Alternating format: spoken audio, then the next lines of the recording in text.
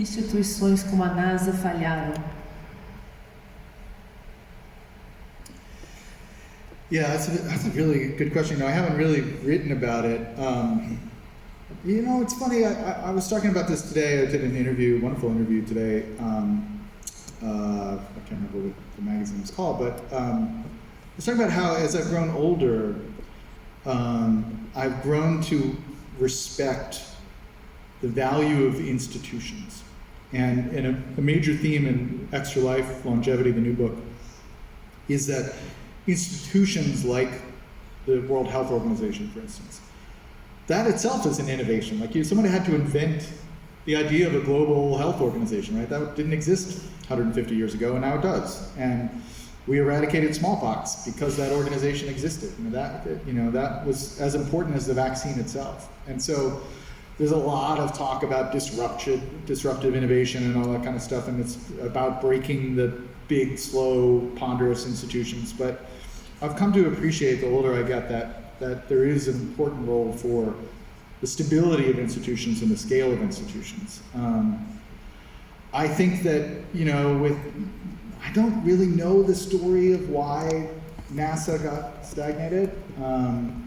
I think part of the story that is, for better or for worse, where we are, is the size of the fortunes that Bezos and Musk have, right? I mean, particularly with Bezos, but Musk funded SpaceX and collaborated with NASA.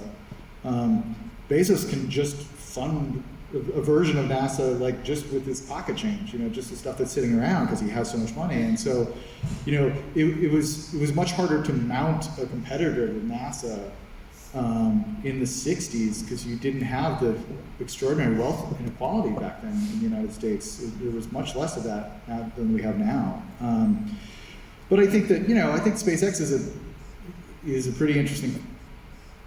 I'm not a big space exploration person, but the thing I have a lot of problems with Musk, particularly the recent Musk.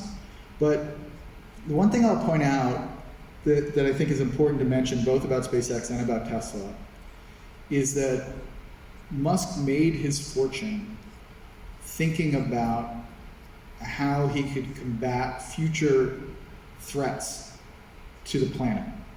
If we had to leave the Earth, how would we do it? If we had to live on other planets, how do we combat climate change? And those two companies are really founded with that vision, like how do you confront existential threats and deal with them and see around them. And he is the first person in history to become the richest man in the world by dealing with existential threats. And I think that whatever other problems you have with him, like the fact that he was able to do that with those two companies, I think is commendable, and a sign that the market is valuing people thinking about those problems now, which was not the case 15 or 20 years ago.